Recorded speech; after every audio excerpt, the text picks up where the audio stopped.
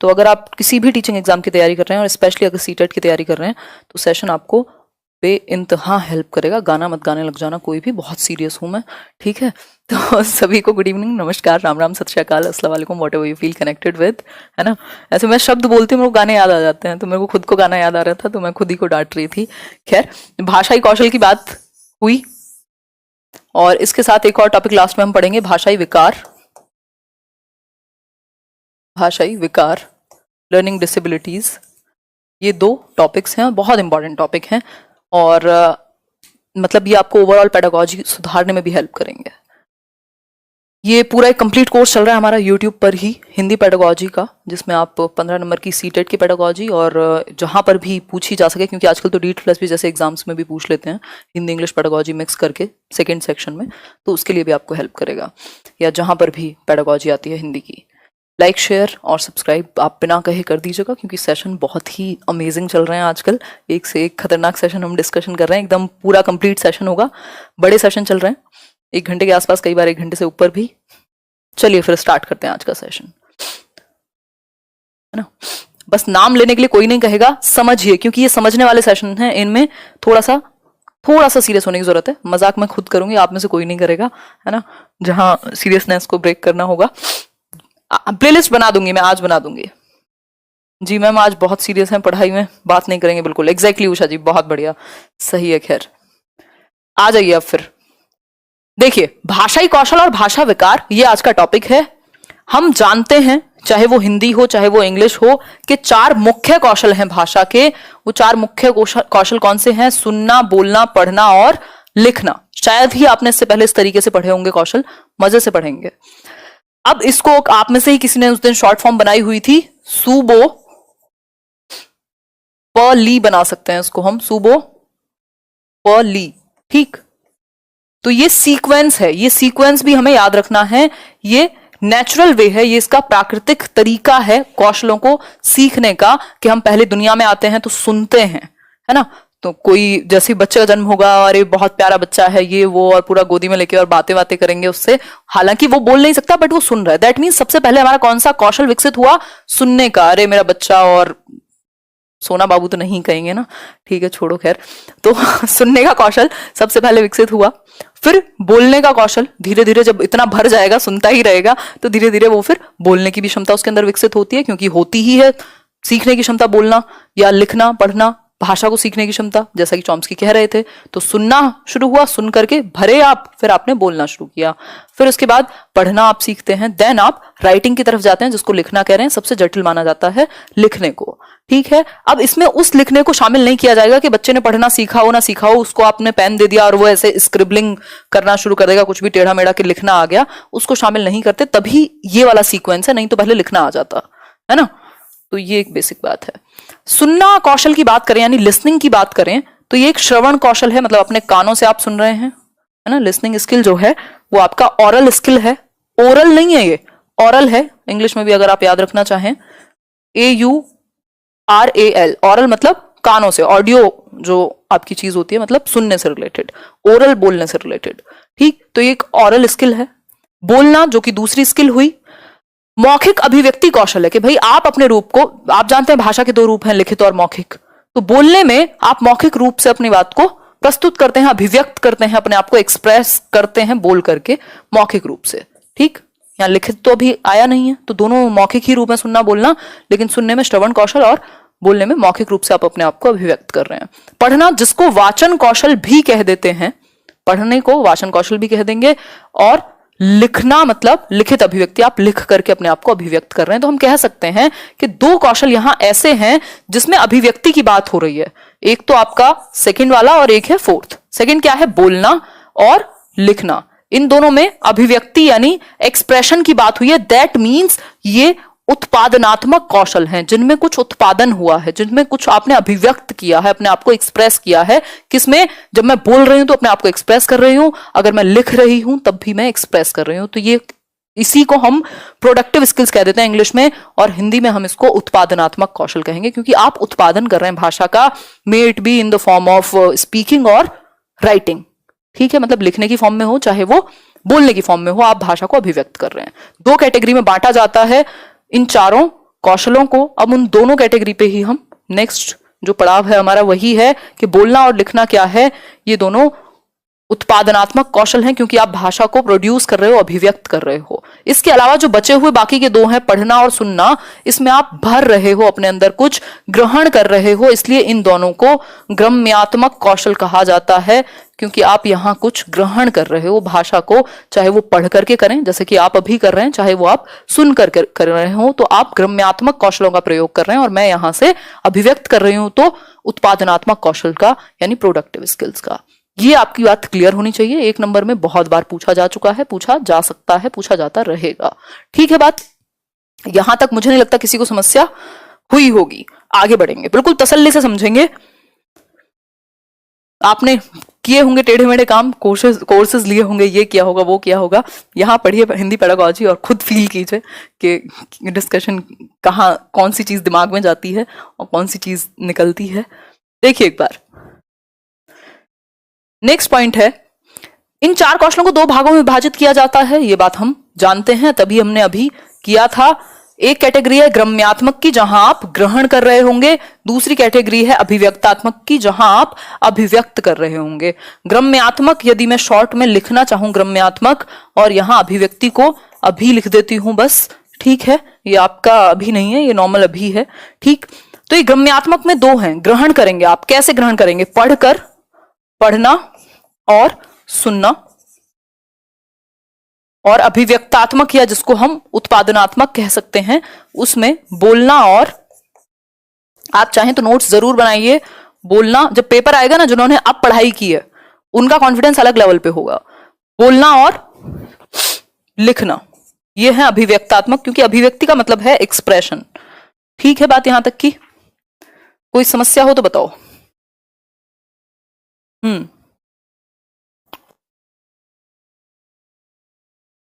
बहुत बढ़िया विकास जी, पढ़ाई कर लो, क्या ही रखा है नाम में। और लाइक शेयर करके, और जो लोग भी तैयारी कर रहे हैं आपके आसपास दोस्त, उनको कहो आइए, थोड़ा इंटरेस्ट जागेगा पढ़ने में। 9:30 बजे डेली 9:30 पे सेशन है आपका, है ना। अलग अलग सब्जेक्ट भी मिक्स करके पढ़ते रहेंगे। क्लियर है बात साक्षी? कोई समस्या हो तो बताओ। कोई समस्या नहीं होनी चाहिए। इनको एक्टिव स्किल्स कहते हैं, यानी कि सक्रिय कौशल। अभिव्यक्तात्मक को सक्रिय कौशल भी कहेंगे क्योंकि आप यहां सक्रिय हैं, एक्टिव हैं। अभी मैं बोल रही हूं और लिख रही हूं, आई एम एक्टिव इनफ। और यदि मैं बात करूं ग्रम्यात्मक की, तो ये निष्क्रिय भी कह सकते हो, पैसिव स्किल्स भी कह सकते हो, क्योंकि यहां पे आप सुनते हो, रिसीव करते हो, भरते हो अपने अंदर। ठीक है बात, तो इनको निष्क्रिय और सक्रिय भी कहा जा सकता है। बात क्लियर हो गई? कोई समस्या हो तो बताओ। क्लियर हो गई बात? आगे बढ़ेंगे नेक्स्ट पॉइंट की तरफ। भाई, भाषाई कौशलों को सीखने का सही मनोवैज्ञानिक क्रम, अगर आपसे कोई पूछ ले कि साइकोलॉजिकल सीक्वेंस क्या है, नेचुरल सीक्वेंस क्या है इन कौशलों को सीखने का, हो सकता है आपको किसी ने डायरेक्ट लिखना सिखा दिया हो और फिर जाकर के आपने पढ़ना सीखा हो, लेकिन एक साइकोलॉजिकल सीक्वेंस क्या है या नेचुरल सीक्वेंस क्या है इन चार स्किल्स को सीखने का, तो सिंपल है, सुनना, बोलना और पढ़ना और लिखना। सुनना पहला स्टेप, बोलना दूसरा स्टेप, पढ़ना तीसरा स्टेप और लिखना फोर्थ स्टेप। ठीक हो गई बात? सूबो प ली से याद किया है हमने, उसी से याद रखेंगे। इंग्लिश में LSRW कह देते हैं, लेकिन सीक्वेंस सेम रहेगा किसी भी भाषा में इवन। ठीक है बात? कोई समस्या हो तो बताओ। जीवन में मत बताओ, आज जीवन की समस्याएं संडे वार्ता को बताया करो, आज यहां से बताओ कोई समस्या हो तो बताओ एक बार। नहीं है कोई समस्या? ठीक है, आगे बढ़ेंगे। श्रवण कौशल यानी कि सुनना, ऑरल स्किल अभी हमने डिस्कस की। अब इसमें काम क्या है, इसके कुछ सोपान हैं, आप स्टेप्स कह लीजिए या फिर इससे जुड़ी हुई कुछ बातें कह लीजिए। ठीक, तो इसके कुछ सोपान हैं, कुछ स्टेप्स हैं, ये कह सकते हैं। किसके? श्रवण के। जब आप सबसे पहले दुनिया में आ रहे हैं, सुन ही रहे हैं ना, आप सुनने की बात हो रही है।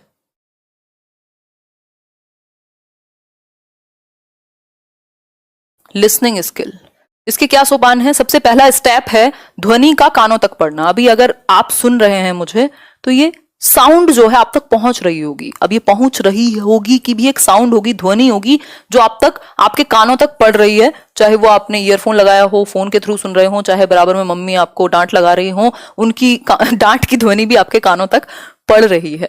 ठीक है, कोई दिक्कत नहीं है। फिर है अर्थ ग्रहण करना। जब आपको पता लगा कि पढ़ते नहीं हो, नालायक हो, ये सब क्या है, अब इसका आपने अर्थ ग्रहण किया कि अरे यार ये तो खतरनाक सी बात कही जा रही है, ध्वनि तो कान तक पहुंच गई लेकिन अर्थ तो खतरनाक है इसका, तो आप अर्थ ग्रहण करते हैं। बिना अर्थ के खाली ध्वनि का क्या होगा, तो अर्थ ग्रहण करना इंपॉर्टेंट है। ठीक है, देखो सारे रिलेट कर पाते हैं, ये सब की कहानी है, बहुत बढ़िया कहानी घर घर की बनाएंगे हम एक दिन, पीजे था ये। देखो एक बार, फिर है नेक्स्ट स्टेप प्रयोग। फिर सीखने का, अर्थ ग्रहण करने का, सुनने का फायदा क्या होगा यदि आप उसको प्रयोग में ना ला पाए, है ना, आप उसको प्रयोग में ना ला पाए, जो आपने सुन करके सीखा है उसको आप यूज करेंगे आगे, आगे सुनने में यूज करेंगे जिससे आप और अच्छा अर्थ ग्रहण कर पाए। ठीक, तो ये 3 स्टेप्स हैं, ध्वनि आपके कानों तक पड़े, आप अर्थ को ग्रहण कर पाए, सिर्फ ध्वनि से काम नहीं चलेगा, अर्थ आपको समझ में आना चाहिए, देन आप उसको प्रयोग कर पाए जहां भी आवश्यकता हो, या समझ पाए। प्रयोग करने का मतलब ये नहीं है कि आप बोल करके प्रयोग करेंगे, आप अलग अलग कॉन्टेक्स्ट में सुन करके एक अच्छे लिसनर बन पाए एक तरीके से, है ना। तो ये एक बेसिक बात है, एक अच्छा लिसनर, एक अच्छा श्रोता, अच्छा वक्ता बन पाएगा। तो ये सिंपल बात हो गई। ये कुछ 3 स्टेप हुए, किसमें, सुनना कौशल में, श्रवण कौशल में। अब इसको विकसित करने की कुछ विधियां हैं। हम ये चाहेंगे ना, ये जो 4 स्किल्स हैं ये बेस्ट से बेस्ट डेवलप हो, विकसित हो अच्छे से। अदरवाइज हिमांशु सिंह में और किसी का भी नाम ले लो, बाकियों में डिफरेंस क्या रहेगा फिर, है ना। मतलब कौशल जो है किस हद तक विकसित हुए हैं वही तो डिपेंड करेगा ना। आप कह सकते यार ये व्यक्ति बोलता बहुत अच्छा है, बहुत अच्छा वक्ता है ना, कैसे आप डिफरेंशिएट कर पा रहे हैं, क्योंकि विकसित किस हद तक हुए हैं। बोलना तो सभी को आ जाता है, बट आपको पता लगता है कि कुछ लोग बिल्कुल डिफरेंट बोलते हैं, कुछ लोग बहुत इंप्रेसिव बोलते हैं, कुछ लोग बहुत ही खतरनाक बोलते हैं, खून निकलने लगता है कानों से। तो इट डिपेंड्स कि विकसित कैसे हुए हैं। ठीक है बात। वॉइस क्लियर नहीं है, ऐसा नहीं हो सकता, हम मानते ही नहीं है वॉइस क्लियर नहीं होगी। तो बहुत बढ़िया, सही है, धन्यवाद राधा जी। वैसे बहुत सारे लोग हैं इस देश में जो अच्छे वक्ता हैं, मैं तो मजाक कर रही थी, है ना। इवन हमारे प्राइम मिनिस्टर भी अच्छे स्पीकर हैं। अब इसको पॉलिटिकल मत बना देना, एज अ पर्सन मैं कह रही हूँ। देखो एक बार, श्रवण कौशल को विकसित करने की विधियां। भाई श्रवण कौशल विकसित होगा तो मौखिक कौशल भी आगे अच्छा होगा। सस्वर वाचन, सस्वर वाचन होता है कि आप लाउड रीडिंग जो कराते हैं ना, प्रॉपर सुर लय ताल यति गति के साथ, मतलब कितना आपको बीच में पॉज लेना है, किस वर्ण पे या शब्द पे जोर देना है, कहाँ लाउड होना है, कहाँ कम होना है, मतलब वो जो लाउड रीडिंग क्लास में कराई जाती है उससे क्या होगा, बच्चे का श्रवण कौशल। हालांकि सस्वर वाचन से होगा क्या, मतलब ऑब्वियसली पढ़ेगा कोई तो बोलेगा भी, लेकिन सुनने की बात हो रही है यदि, तो सिंपल बात है कि यदि क्लास में लाउड रीडिंग कराई जाए तो सुनेगा भी। तो आप जब बोल बोल के पढ़ते हैं तो आप खुद भी तो सुनते हैं और बाकी के जो बच्चे हैं वो भी सुनेंगे। तो एक टीचर भी कर सकता है सस्वर वाचन, या बच्चों से भी करा सकता है लाउड रीडिंग, जिसमें सब सुन पाए, वो जो वाचन है उसको सुन पाए, उनके कानों तक ध्वनि जाए। तो अगर इस तरीके की परिस्थिति अवेलेबल होगी, मतलब मौजूद होगी, तो क्या होगा, अच्छा श्रोता बनेगा एक व्यक्ति, क्योंकि उसने सही, आप बोलेंगे क्या, जो आप सुनेंगे सही, जब सुनेंगे सही तो अच्छा बोल भी पाएंगे कल। प्रश्नोत्तर विधि, प्रश्नोत्तर में क्या है, आपने कुछ क्वेश्चन पूछा, आपसे मान लीजिए टीचर ने कुछ क्वेश्चन पूछा, आपको वो क्वेश्चन ध्यान से सुनना पड़ेगा तभी तो आप रिप्लाई कर पाओगे। तो इसमें दोनों चीजें डेवलप हो रही हैं। इसको ये मत सोचिएगा कि ये तो सिर्फ एक चीज के लिए है, दोनों चीजें डेवलप हो रही हैं, आपका श्रवण कौशल भी और देखा जाए तो वाचन भी। नेक्स्ट है कहानी कहना व सुनना। कहानी कहना व सुनना, फिर से वही बात हो गई, अगर कोई कहेगा, आपकी दादी नानी ने आपको कहानी सुनाई होगी तो आप ध्यान से सुनते हैं, दैट मीन्स आपका श्रवण कौशल बेहतर होता है। कह रहे हैं तब भी आप बोलेंगे तो सही जोर दे करके, तो कान तो आपके भी सुनेंगे। फिर है श्रुत लेख। हालांकि इसका जो मेन फंक्शन है वो लिखने से रिलेटेड है, डिक्टेशन कहते हैं, लेकिन श्रुत लेख में मान लीजिए इमला जिसको हम कह देते हैं, बोल बोल करके बोला जाता है और बच्चे लिखते हैं, तो उनको सुनना भी तो ध्यान से पड़ेगा। लिखना तो अच्छा होगा ही, वर्तनी तो अच्छी होगी ही होगी, सुनना भी अच्छा होगा, श्रवण भी अच्छा होगा, क्योंकि ध्यान से सुनेंगे तभी तो सही लिखेंगे। यदि सुना ही सही नहीं है तो फिर लिखेंगे सही कैसे, किताब के सामने से तो लिखना नहीं है, श्रुत लेख में सुन करके लिखना होता है, इसलिए श्रवण कौशल भी विकसित होगा। भाषण, भाषण अगर आप कहीं जा रहे हैं, सुनेंगे भी तो सही, चाहे रेडियो से सुने, चाहे आप किसी एक सभा में सुने, तो मतलब आपका श्रवण कौशल भी विकसित होगा। वाद विवाद में भी सिर्फ एक तरफा बात नहीं होती, अगर आपको उत्तर देना है किसी की बात का डिबेट में, तो आपको सुनना भी पड़ेगा सामने वाले के क्वेश्चन को। तो इन सब चीजों से कहीं ना कहीं डायरेक्टली और इनडायरेक्टली आपका श्रवण कौशल यानी लिसनिंग स्किल बेहतर होती है। ठीक है, बात क्लियर हो गई बात या नहीं, ये बताओ। बफरिंग, यार यहां से तो कोई बफरिंग नहीं है। अच्छा, लाइक शेयर कर देना। एक 3000 लोग हैं, हालांकि आज कुछ लोग गायब हैं और 2200 लोगों ने ही लाइक किया है। कहाँ हैं ये 800 लोग, पकड़ के लाओ इन्हें। नेक्स्ट पे चलेंगे। नेक्स्ट जो स्किल है सेकंड, वो है मौखिक अभिव्यक्ति कौशल। बेसिकली कुल मिला के बात यह है कि बच्चे को सही यति गति ध्वनि सस्वर वाचन अच्छे चीजें सुनने को मिले, सही चीजें सुनने को मिले, जिससे उसका श्रवण कौशल विकसित हो। श्रवण कौशल विकसित होगा तो कल अभिव्यक्ति भी अच्छी होगी, बोलना कौशल भी अच्छा होगा। तो मौखिक अभिव्यक्ति कौशल या बोलना जिसको हम कह रहे हैं, ओरल एक्सप्रेशन कह दीजिए, उसको ओरल कह रहे थे, इसको हम ओरल कह देंगे। तो जो मौखिक अभिव्यक्ति है, ओरल एक्सप्रेशन है, मैं बाइलिंगुअल इसलिए लेके चलती हूँ कि दोनों ही मीडियम वाले खुशी से समझ सकें। एक नंबर जब आएगा तो कोई नहीं पूछेगा आपने किस में पढ़ाई की थी। आज पूरा हिंदी यूज कर रहे हैं, क्लैपिंग। धन्यवाद शुभांगी, तारीफ के लिए शुक्रिया। देखिए, मौखिक अभिव्यक्ति की यदि मैं बात करूं तो ऑब्वियस है, जब आपने सही मॉडल्स को सुना है तो आपकी मौखिक अभिव्यक्ति भी बेहतर होगी और इसके थ्रू हम अपने आप को एक्सप्रेस कर पाते हैं। यह अभिव्यक्तात्मक कौशल का एक हिस्सा है, ये बात हम मान रहे हैं। ठीक, मौखिक अभिव्यक्ति कौशल को एक्चुअली मेरे साथ चक्कर क्या है, अगर मैं 4 दिन इंग्लिश यूज करूं तो मैं फिर वही निकलती है, और 4 दिन हिंदी यूज करूं तो फिर वही निकलती है। मौखिक अभिव्यक्ति कौशल को विकसित करने की विधियां, यानी कि ओरल एक्सप्रेशन को यदि आपको डेवलप कराना है तो इसके लिए भी कुछ मेथड्स होंगे जो हेल्प करेंगे। कौन से मेथड्स होंगे? इतने सारे हैं, अभी हमने उससे पहले कुछ और पढ़े थे। सस्वर वाचन। सस्वर वाचन मतलब बच्चों को आप कहें लाउड रीडिंग करो, बोल बोल करके पढ़ो, तो वो ध्यान देगा अपनी यति गति पे, कहाँ उसको जोर देना है जिसको इंटोनेशन कहते हैं, कहाँ उसको हल्के में लेना है। तो जब बोल बोल के पढ़ेगा तो सुनेगा भी और उसका एक्सप्रेशन बेहतर होगा। इसके लिए टीचर भी आदर्श वाचन करके दिखा सकते हैं। कविता पाठ करने के लिए कहिए आप, तो बोलने का मौका मिलेगा, तो खुद को एक्सप्रेस करेगा, गाएगा, मतलब जो भी कविता है उसका वाचन करेगा।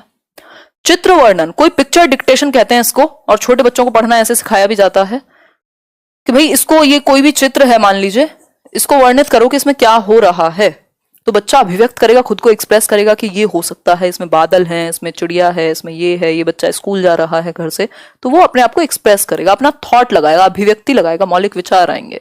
संवाद, कोई भी एक डिस्कशन है। वाद विवाद जिसको डिबेट कहते हैं, एक व्यक्ति पॉजिटिव में होगा, एक व्यक्ति एंटी होगा, एक प्रो होगा। ठीक है बात।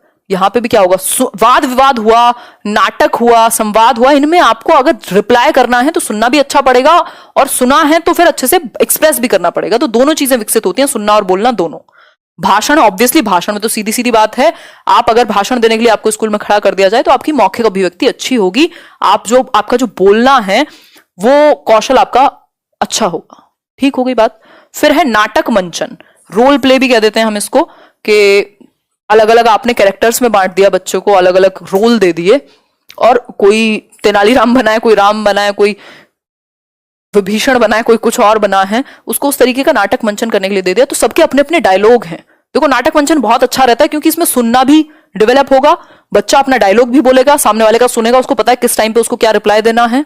और कई बार क्या होगा, इस तरीके का क्वेश्चन आ जाता है कि कोई नाटक है, उसको पूरा करके और तब आपको उसका प्रस्तुतिकरण करना है। तो इसमें चारों स्किल डेवलप हो रही है बच्चे की, यदि ऐसे आ जाए तो। क्योंकि अगर पूरा करना है नाटक तो पढ़ना भी पड़ेगा, फिर उसको आगे कंप्लीट करना पड़ेगा, लिखना भी पड़ेगा, और नाटक है तो फिर डायलॉग एक तरफ से होगा, बोलना भी पड़ेगा और सामने वाले की सुननी भी पड़ेगी। तो चारों स्किल कई बार इससे डेवलप हो जाती हैं। अच्छा तरीका है भाषा को विकसित करने का। आगे बढ़ेंगे। वाचन या पठन कौशल यानी पढ़ना। देखिए एक बार, वाचन या पठन कौशल, पढ़ना, रीडिंग स्किल कह सकते हो आप इसको, और वाचन से भी याद रखेंगे हम, पठन से भी याद रखेंगे, और पढ़ना तो कॉमन भाषा में हम यूज ही करते हैं। माइक चेंज करेंगे जितना जल्दी हो सकेगा, सर में दर्द कर देता है माइक।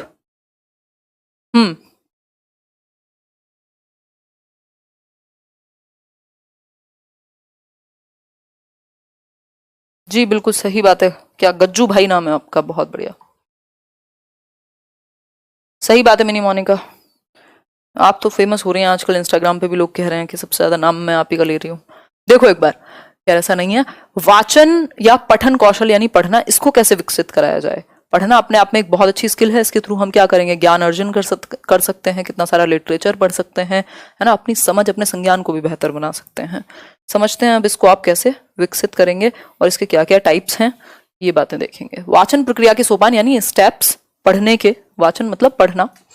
अब इसके कुछ स्टेप्स हैं जिसमें इसको सिखाया जा सकता है। एक तो तरीका है प्रत्यक्षीकरण। प्रत्यक्षीकरण में क्या होगा? किसी पिक्चर से, मान लीजिए अ लिखा है तो अ से अनार की कोई पिक्चर दिखा करके इसके साथ आप डायरेक्टली एसोसिएट करा सकते हो बच्चे को, बार बार ये चीज रिपीट करा के, चाहे बोर्ड पे लिख के इस ध्वनि से आप बार बार उसका प्रत्यक्षीकरण करा सकते हो कि इसको ये बोलते हैं, इसको ये बोलते हैं, ये बनता ऐसे है, ये ऐसे बनता है। मतलब आपने कनेक्ट कर दिया उस वर्ड को, उस वर्ण को, वर्ड नहीं वर्ण को, किस तरीके से? उस ध्वनि से, ताकि वो बच्चा या तो पिक्चर में देख के अ से अनार देखे तो बोलने लग जाए, चाहे तो फिर वो, जब पहले पिक्चर्स नहीं होती थी तो उस समय पे बोर्ड पे लिख करके भी इसको सिखाया जाता था, बार बार रिपीट करके, प्रैक्टिस करा के। तो इसी को हम प्रत्यक्षीकरण कह रहे हैं कि डायरेक्ट आप वो वर्ण दिखा करके सिखा रहे हैं उस वर्ण को, या पढ़ना सिखा रहे हैं। ठीक हो गई बात? कोई समस्या हो तो बताओ। बिल्कुल नहीं भूले इंदु अमरीश जी, मैं भूलती ही नहीं हूँ। स्पेशली जो लोग पुराने लोग हैं उनका तो नाम जा ही चुका है मेरी क्या कहें लॉन्ग टर्म मेमोरी में। नेक्स्ट स्टेप पे आते हैं। मेरे साथ ये आप बहुत अच्छी बात भी कह सकते हो और बुरी भी, ये बून और कर्स दोनों हैं कि माय मेमोरी इज गुड।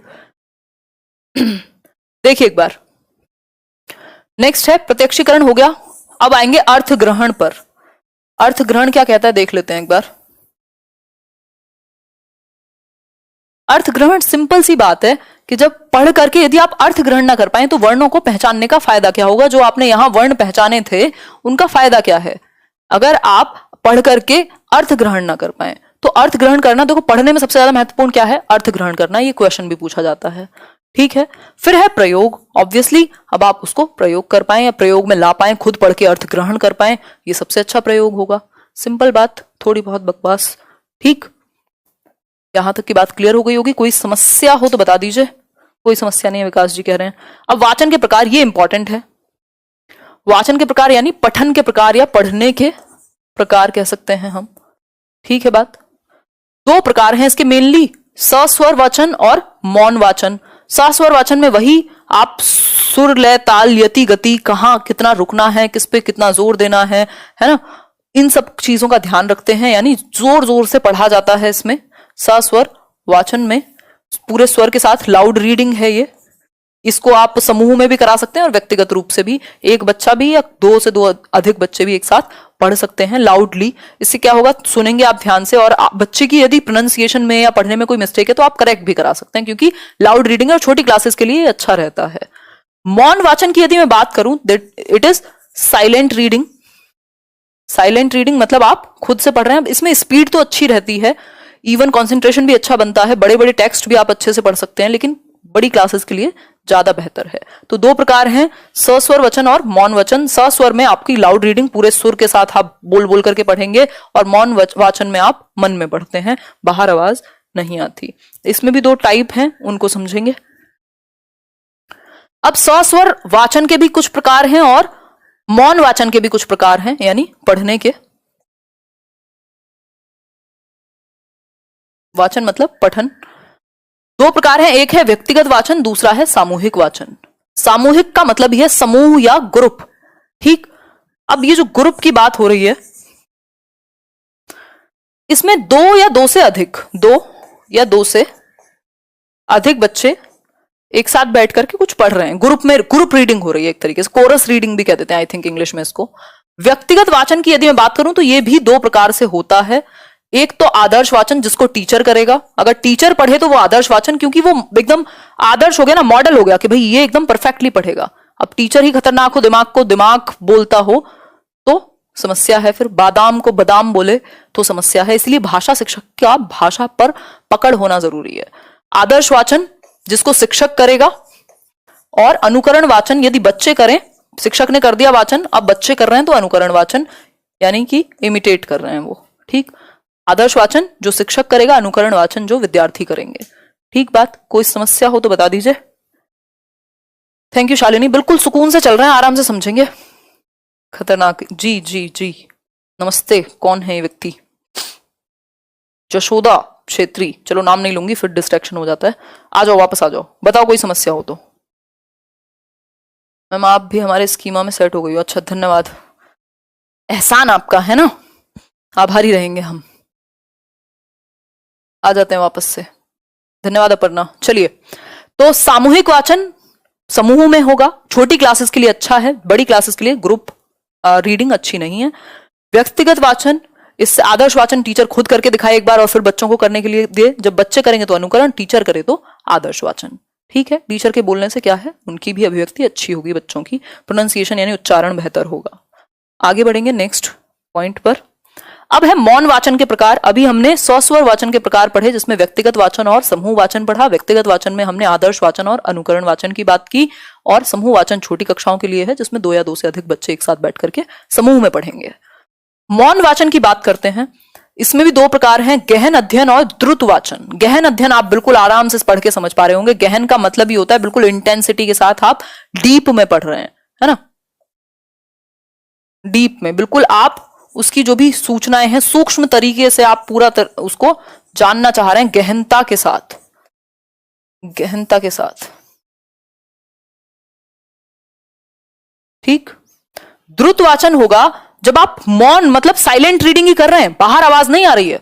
यहां पे आप कई बार होते हैं जब आप डीपली एक एक चीज, कोई बहुत भयंकर थियरी पढ़ रहे हैं या कुछ पढ़ रहे हैं, तो आप गहन अध्ययन कर रहे हैं, बिल्कुल किसी चीज पर रिसर्च कर रहे हैं, तो आप गहन अध्ययन कर रहे हैं। लेकिन द्रुत वाचन क्या है, जब आप स्पीड में ज्यादा गति के साथ मौन वाचन मतलब मन में पढ़ रहे हैं, स्पीड में, जैसे कोई नॉवल पढ़ रहे हैं, तो ऐसा थोड़ी एक एक लेटर, एक एक वर्ड को आप बहुत ज्यादा अच्छे से गहन तरीके से पढ़ेंगे, आपको स्टोरी से मतलब है, तो ये द्रुत वाचन हो जाएगा। मतलब स्पीड में पढ़ रहे हैं आप, मन में, मौन वाचन लेकिन स्पीड में। ठीक है बात। गहन अध्ययन, जब आप गहनता से किसी विषय को डीप में पढ़ें तो स्लो भी पढ़ सकते हैं, लेकिन द्रुत वाचन में गति अच्छी होगी, तेज होगी। ठीक है बात, आगे बढ़ेंगे इसी के साथ।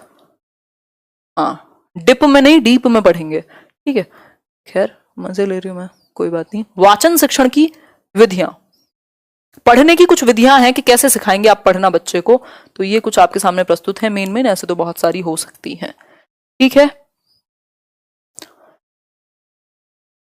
ग्रेट विकास जी, नो प्रॉब्लम। शुभांगिनी कह रही हैं यार ये 2-4 लोगों का नाम बहुत ज्यादा रिपीट होता है और वो अपने आप होता है, कई लोगों को लगता होगा मेरे फेवरेट हैं, ऐसा मैं कोई डिफरेंशिएट नहीं करती हूँ, बट हाँ ये लोग आते डेली हैं तभी दिख पाता है। सपना जैन कह रही हैं please reply how can we get online package for whole course. कौन सा वाला कोर्स? ये यूट्यूब पर ही है पूरा कोर्स हिंदी पेडागोजी का, ऐसा नहीं है कि ये कोई मतलब एक स्पेसिफिक क्लास नहीं चल रही है, ये 3rd सेशन है। आकाश, इसका कोई अभी तरीका अवेलेबल नहीं है, होगा तो बताएंगे। ठीक है श्वेता जी, देखिए वाचन शिक्षण की कुछ विधियां हैं। वर्ण विधि, वर्ण आप जानते हैं, ये सब वर्ण है, इससे ज्यादा और नहीं तोड़ सकते आप इनको। ठीक, इतना सुंदर कैसे लिख सकती हूं मैं, पहले आंसू पोंछ लूं, रुक जाओ। देखो वर्ण विधि में वर्ण सिखाया जाता है, एक एक वर्ण, जैसे ये आपके अ से ज्ञानी तक, है ना। इसके अलावा शब्द की मैं बात करूं तो इसमें शब्द से इंट्रोड्यूस किया जाएगा। शब्द कोई भी बता दो, शब्द लिखेंगे हम खुशबू, होपफुली मात्रा ठीक होगी। देखो शब्द विधि मतलब शब्द से आप सिखा रहे हैं, खुशबू, अनार, आम, ढक्कन, है ना। वाक्य विधि, वाक्य विधि में आप वाक्य से सेंटेंसेस पढ़वाते हैं बच्चे से, या सेंटेंस पढ़वाना शुरू करते हैं, तो इसमें आप पूरा वाक्य, मीना खाती है। कविता विधि, इसमें यहां आप कविता रेसिटेशन पे फोकस कर रहे हैं कि वो पढ़े, है ना। मछली जल की रानी है, जीवन उसका पानी है, तो ये बेसिक सी बात है। कोमल रोते नहीं है, बहुत सारे लोगों के कमेंट नहीं पढ़ पाती हूँ, दुखी मत हो, इसीलिए मैं एक भी कमेंट नहीं पढ़ती हूँ, फिर आप लोग सब रोने लगते हो। आगे बढ़ेंगे, नेक्स्ट पॉइंट पे चलते हैं। लिखित अभिव्यक्ति कौशल, जो आज के लिए लास्ट कौशल है, फिर इसके बाद हम विकार भी समझेंगे, जो डिसेबिलिटीज हैं, अफेजिया क्या है, डिस्फेजिया क्या है, ये सब। लिखित अभिव्यक्ति कौशल यानी लिखने से संबंधित है, राइटिंग स्किल्स हैं, ऑब्वियसली ये अभिव्यक्तात्मक कौशल है। इसके बारे में लेखन के प्रकार देखते हैं, ये अच्छा है, क्वेश्चन यहां से आ जाता है कभी कभी, ओ गॉड सॉरी। लेखन के प्रकार यानी टाइप्स ऑफ राइटिंग, हमने अभी टाइप्स ऑफ रीडिंग पढ़े, उसमें भी हमने कई तरह प्रकार की पढ़ी। मौन है, पठन, मौन है, सस्वर है, उसमें भी व्यक्तिगत है, सामूहिक है। अब इसमें हम मेनली 3 प्रकार पढ़ रहे हैं। सुलेख यानी सुंदर लेख। सुलेख का मतलब, ये सु का मतलब ही होता है अच्छा, सुंदर लेख। अब सुंदर कब बनेगा लेख? अब ये तो सुंदर नहीं है, बट कह सकते हैं कि अंतर जो है शब्दों के बीच में वो एक आइडियल हो, आदर्श अंतर हो, है ना, स्पेस जिसको हम कह रहे हैं। ये जो शिरो रेखा है ये सीधी हो, ऐसा नहीं है, ऐसे भी बना देते हैं कई लोग तो सुंदर लिखने के चक्कर में, है ना, ऐसे लेख लिख दूं मैं तो ये खतरनाक हो जाएगी, है ना। ये शिरो रेखा बोलते हैं इसको, ऊपर से जाती है। ठीक, आपकी जो आकृति है वर्णों की वो अच्छी बनी हो, तो ये सब चीजों का अगर ध्यान होगा, आपका जो अनुच्छेद है यानी आप जो पैराग्राफ लिख रहे हैं, आपको पता हो कहाँ विराम चिन्ह आएगा, कहाँ आपका पूर्ण विराम आएगा, कहाँ क्या लगाना है, तो ये सुंदर लेख या सुलेख कहा जाएगा जब सही तरीके से आपको पता हो स्पेस कहाँ छोड़ना है, कैसे शब्द बनाने हैं, वर्ण को अच्छे से बनाना है कि नहीं, ये सारी चीजें। बहुत बढ़िया निशा माथुर जी। फिर है अनुलेख। अनुलेख क्या है? अनुलेख मतलब का सिंपल है यहाँ पे कि टीचर ने बना के दिखा दिया है, या तो आजकल बुक्स भी आती हैं वो वाली, वो आपने देखी होंगी, जिनमें लाइंस बनी होती हैं, अ बना हुआ है ऐसे ऐसे करके, है ना, याद आ गया होगा सबको। मेरा तो आज ज्यादा ही अच्छा बन जाएगा। ठीक, तो बच्चा इसको फिर अपने हाथ से पूरा अच्छे से बनाएगा इसके ऊपर, मतलब अनुकरण करके एक तरीके से। ठीक, या टीचर ने बहुत सुंदर बना दिया तो वो बिल्कुल वैसे के वैसा ही बनाने का प्रयास करेगा। ठीक है बात। तो ये अनुलेख मतलब वो जो आपकी बुक्स आती हैं जिनमें आप क्या बोलते हैं उनको, बुक्स को नाम याद नहीं आ रहा मुझे, है ना, इंग्लिश के लिए भी आती हैं, कर्सिव राइटिंग वाली भी और वैसी भी, मतलब उसमें अनुलेख यानी एज इट इज आप इमिटेट करके बिल्कुल वैसा का वैसा ही बना रहे हैं, जैसा लिखा हुआ है वैसा का वैसा ही। ठीक, श्रुत लेख, इसमें भी टीचर इसीलिए देते हैं ताकि अच्छी हो सके राइटिंग इसको। श्रुत लेख इज इंपॉर्टेंट। श्रुत लेख से कई बार क्वेश्चन आया हुआ है ना। बहुत मजा आ रहा है, बहुत बढ़िया नितिका। सही है। हाँ, पैटर्न बुक कह सकते हो एग्जैक्टली। हम मार्च से लगातार आ रहे हैं, एक भी दिन बंक नहीं किया। बहुत बढ़िया। मैंने मोनिका बंक करके बहुत वहां लद्दाख चले जाओगे ना, मार्च से बंद पड़े हो घर में, आना ही पड़ेगा लगातार, है। क्या आप कौन सा पुरस्कार दिला दें इस बात के लिए? खैर मजाक कर रही हूँ, है। बंक करके इंस्टाग्राम पे जाओगे? अब ऐसा स्कूल तो है नहीं, मूवी देखने चले जाओगे तो इंस्टाग्राम पे ही जाओगे बंक करके, यूट्यूब से इंस्टाग्राम, है। चलो बहुत बढ़िया, मजा आया। कौन है दुखी? आशीष यादव। तबियत ठीक है यार, थोड़ी बहुत एनर्जी डाउन है। देखो एक बार तो अनुलेख की बात की हमने, यानी एज इट इज आप वैसा ही बनाते हो जैसा शिक्षक ने दिया हो या किताबें आती हैं वैसा के वैसा ही। ठीक है। हाँ, मेरी बेटी के पास है, राधा जी कह रही हैं, बिल्कुल। श्रुत लेख है जिसको हम डिक्टेशन कह देते हैं और इमला भी कह देते थे, है ना, 90s के समय में। देखिए, श्रुत लेख का मतलब है, श्रुत का मतलब है सुनना, सुन करके लिखना, है ना। तो इसमें क्या होगा, ये लिखने के लिए बहुत ही बेस्ट चीज है, और स्पेशली अगर पूछे स्पेलिंग मिस्टेक्स जो होती हैं वो सबसे ज्यादा बेहतर इसी से हो सकती हैं। वर्तनी, स्पेलिंग मतलब वर्तनी, वर्तनी की अशुद्धियां कैसे कम होंगी, तो वो श्रुत लेख से ही होंगी, क्योंकि आप बोल रहे हैं और फिर बच्चा लिखेगा ध्यान से सुन के। अगर उसने छोटे ई और बड़े ई की मात्रा में भी गड़बड़ की तब भी गोला घूम जाएगा। ऐसे आप लगा दें कि ये गलत है, इतनी गलतियां हो गई, अब पूरा पेज उसने सुंदर सुंदर लिखा लेकिन मिस्टेक्स हैं, वो फिर गोले गोले दिखेंगे उसे, है ना, यानी उसको मिस्टेक्स दिखती हैं। तो वो अगली बार जब आप खुद लिखते हैं और वो मिस्टेक आपकी सामने आती है तो फिर अगली बार अपने आप बहुत ज्यादा चांसेस हैं कि ठीक हो जाएगा। तो वर्तनी की अशुद्धि ठीक होती है इससे, सुन करके लिखने से श्रुतलेख कहलाएगा। ठीक, इमला, dictation, whatever you want to call it. ठीक है। उषा जी के बर्थडे पे बंक की थी, देखा ना, पता लग ही गया।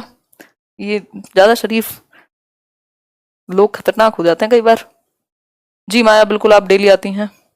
आज तो बचपन याद आ गया, बहुत बढ़िया। यही तो है ना, बच्चे आपको रोज स्कूल में बचपन याद दिलाएंगे। अच्छा, आप वाली टी शर्ट पहन के सीटेट देना है आकाश। अभी तो ऐसा कोई प्रावधान नहीं है, होगा तो मैं बता दूंगी। वैसे यार मेरे को थोड़ा अजीब भी लगता है वो बोलना है उस तरीके से, तो वो भी एक रीजन रहा है इसके पीछे, है ना। चलो फिर देखते हैं कुछ हो पाता है तो। आगे बढ़ते हैं। ये लेखन के प्रकार हो गया। भाषाई विकार पे आते हैं, लर्निंग डिसेबिलिटीज पे आते हैं। इनके बारे में कुछ चीजें जानना जरूरी है। लर्निंग डिसेबिलिटीज,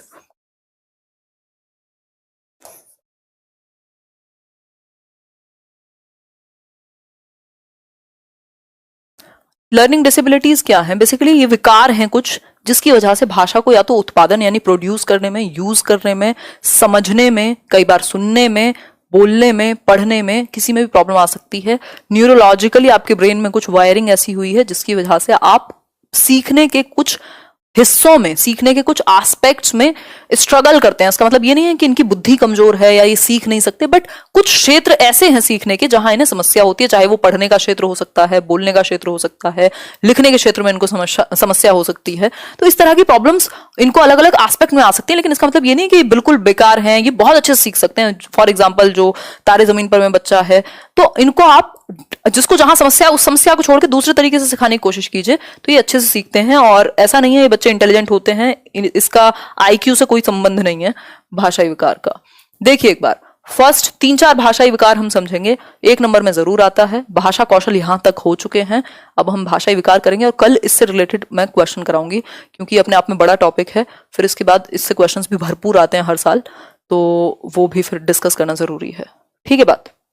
अनअकैडमी क्लास कब होती है? आज से ही शुरू हुआ है इस मंथ का, मैं बताऊंगी सोनी, लास्ट में बताऊंगी इन्फॉर्मेशन। मजा आ रहा है बिल्कुल डिस्कशन में, आप लोग जहां होते हैं वहां मजा ही आता है और मैं भी पूरे मूड में रहती हूँ। देखो एक बार अफेजिया की बात करूं, यदि अफेजिया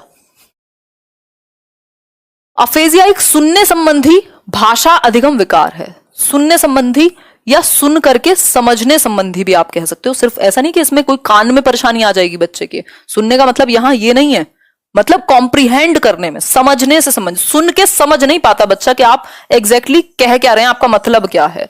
तो सुन करके समझने में, भाषा को कॉम्प्रिहेंड करने में समस्या होती है अफेजिया में। ये आपको किसी भी सब्जेक्ट में पूछा जा सकता है, किसी भी पेपर में। तो भाषा को ग्रहण करके समझने में या उसको कॉम्प्रिहेंड करने में, उसको अंडरस्टैंड करने में प्रॉब्लम होगी, बच्चे को सुन करके समझने में समस्या होगी, that is called aphasia. Simple बात। अपनी घड़ी से टाइम बता दो। खुशबू ये आज डेड है, ये बैंड निकाला है, बिल्कुल इसमें कोई बैटरी नहीं है, ये दिखावटी है आज। तो बाकी टाइम 10:18, 22:18 हो रहे हैं। देखिए पता नहीं लगता टाइम का जाता कहाँ है हम लोग जब डिस्कशन करते हैं, मैं तो सच में डूब ही जाती हूँ। डिसलेक्सिया की बात करें यदि, बहुत ही फेमस है ये डिसलेक्सिया। बताओ किस किस को है, कुछ फेमस पर्सनालिटीज के नाम बताओ। है फिर क्यों पहन रखा है मैम? अरे यार थोड़ा अजीब लगता है वो खाली हाथ, है ना। तो अब बता दिया तो क्या मजाक उड़ाओगे हैं? मैं वॉच आज चेंज के लिए, थोड़ा वॉच भारी हो गई, बहुत दिन से सेम वॉच पहन रही हूँ, तो मैंने कहा ठीक है भाई तू रखेंगे, तेरे को भी इम्पोर्टेंस देंगे। मैंने देखा बैटरी नहीं था, कोई बात नहीं पहन लेते हैं। अब ऐसे तो क्या घर में हूं तो मतलब क्या ऐसे नाइट सूट में आ जाया करूं तो है? कोई डेकोरम होता है किसी चीज का, प्रेजेंटेबल तो लगे इंसान, फूहड़ तो ना लगे कम से कम। तो वैसे ही मुझे शौक नहीं है ज्यादा इन सब चीजों का। आप भी पकड़ी गए, अरे मैंने बताया है यार। तो चलो आगे बढ़ते हैं।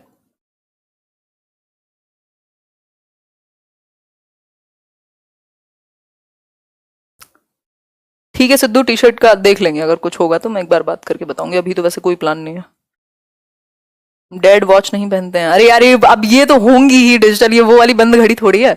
बंद घड़ी भी अच्छी होती है, दिन में 2 बार सही समय देती है, दिन में नहीं 24 घंटे में, है ना।